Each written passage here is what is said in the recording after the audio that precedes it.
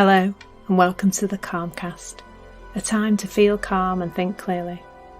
I'm Claire Downham, the Queen of Calm, a transformational life coach. I was a burnt out head teacher who finally made the journey to calm after years of trying, and I want to prevent you from having to do the same. The Calmcast is a series of short explorations, gently guiding you back to your natural state, which is calm and clarity. Just listen like you would listen to music, with an open mind and curiosity. There's nothing else to do. Now let's relax into today's episode. So today I'm going to talk about confirmation bias, but I'm first of all going to tell you about where my thought to talk about this came from. And it came, if you've been listening to me recently, on one of my silent walks. Because a little while ago I shared about how I'd always gone for walks with my headphones in and decided that I should go without my headphones in to walk in silence, because a little voice keeps saying you need to do that. And when I started doing that, took a little bit of persuasion to get me to do that.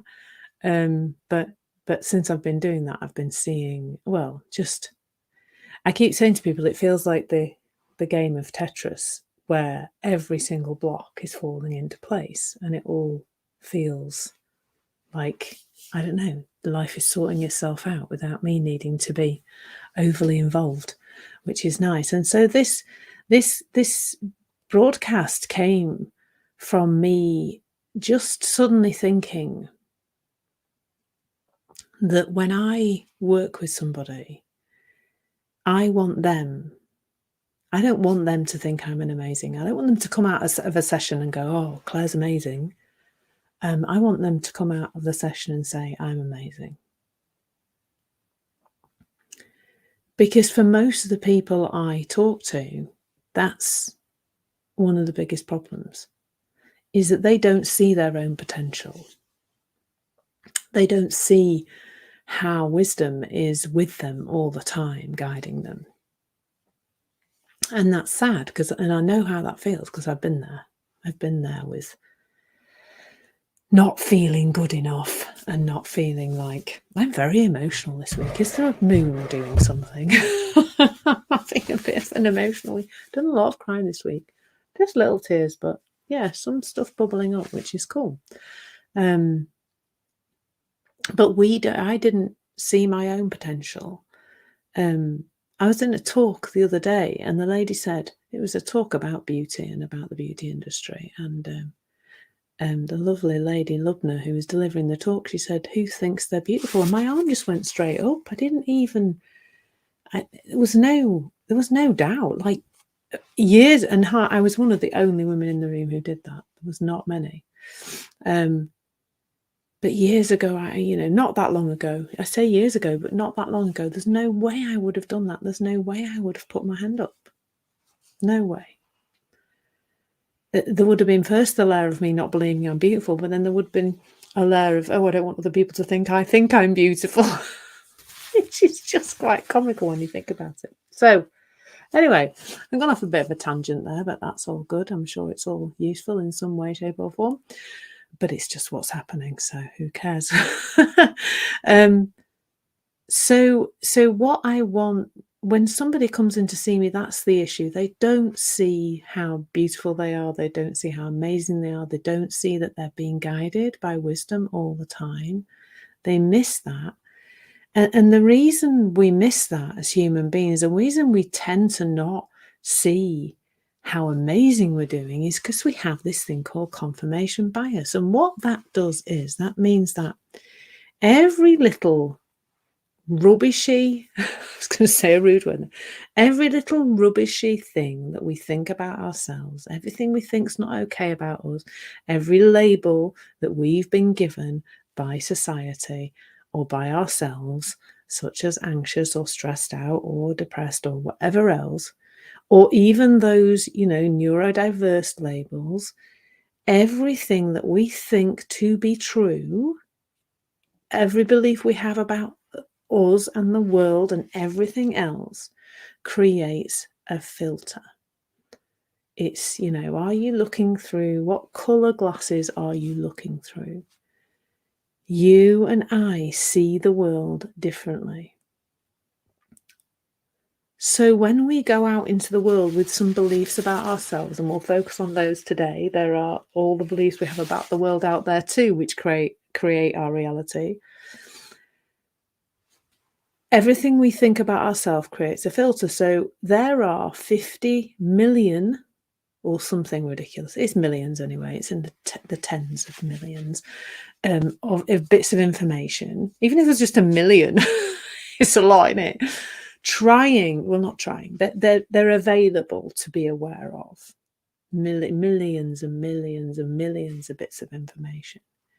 Your little brain, bless it, and your sensory system and everything else that creates what you see in the world can only handle 50 of those bits of information in any second.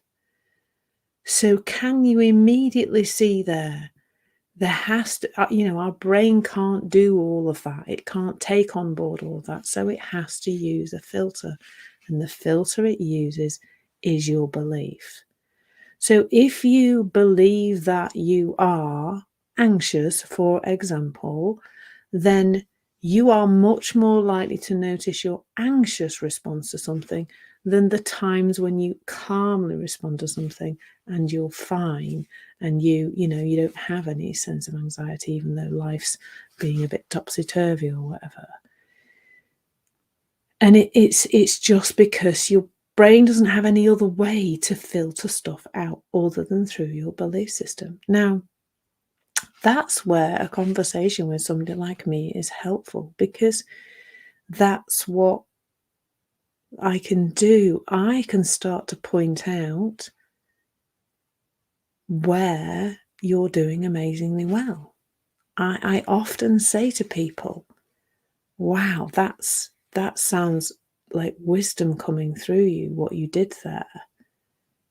And they're a bit like, oh, I didn't realize that. I didn't realize that was wisdom. I didn't see my own resilience. And we, like, resilience is a great example, because we put loads of wrap things around resilience.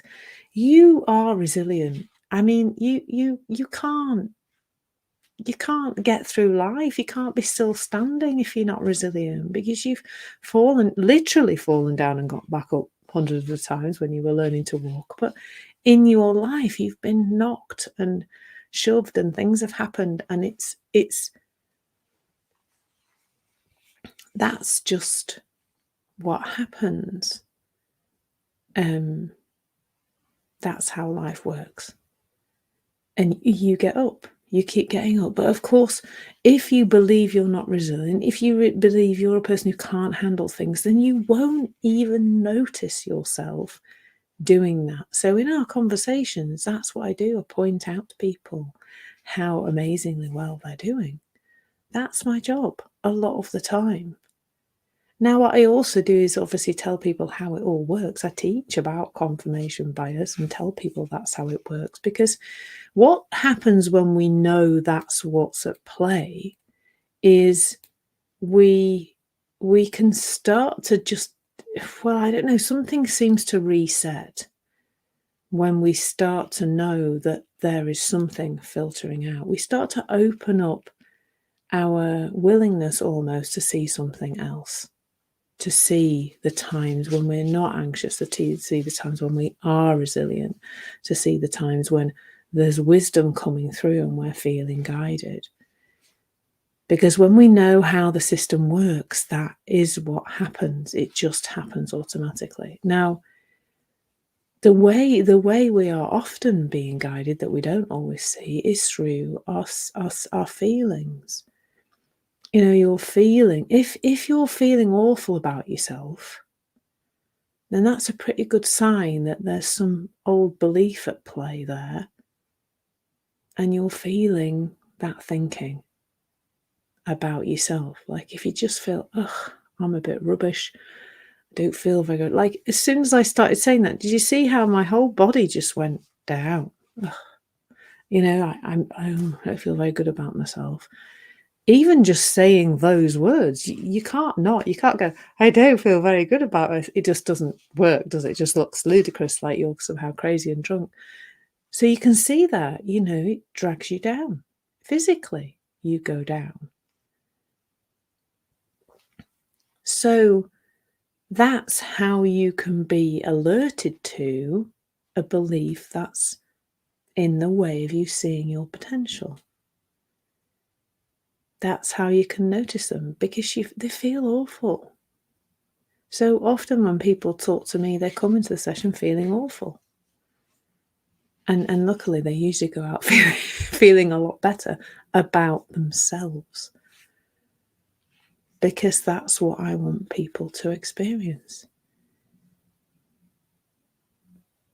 And we can experience that more just by knowing that there's this system at play. This system is creating your experience. Thought in every moment is deleting, you know, the old NLP stuff, delete, distort, generalize. That's what it's doing all the time. It's making up rules and applying them to your life without you knowing. But once you know it's going on, you can start to experience that really differently, because you can see it at play. And as I say, your feelings are going to let you know it's at play, because when you are thinking things that are not pleasant and not nice about you, you feel terrible and you see the world through that lens. It's not nice. So confirmation bias, just knowing it's happening, is really helpful. And I hope you found that helpful. Lots of love. Thank you so much for listening. There's nothing to do now but bring some awareness to how this is working out in your life. Listen regularly to experience longer and longer periods of calm. This has been the Calmcast with Claire Downham, Queen of Calm.